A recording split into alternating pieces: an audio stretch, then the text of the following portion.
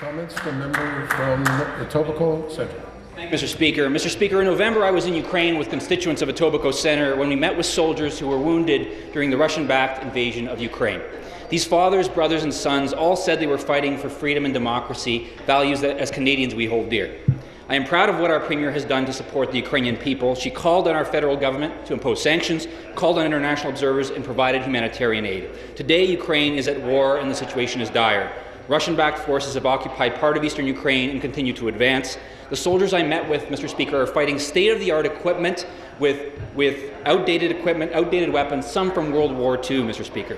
This conflict touches all of us. 14,000 civilians are dead, 1 million have been displaced, and the invasion is a global threat. It is a violation of international law and the international order that was achieved at such great cost after World War II. The West's words and sanctions have not worked. Efforts at peace have failed.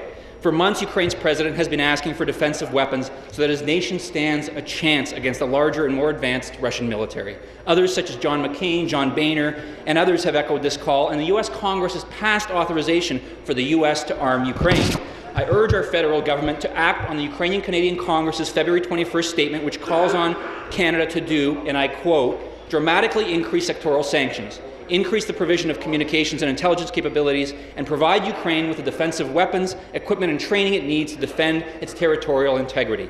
This is important, Mr. Speaker, not only because the Ukrainian people stand little chance without our help, not only because there is a humanitarian crisis and civilians need our help, but because the war in Ukraine is a threat to Europe, to global security, to our security, and to the values that Canadians hold dear.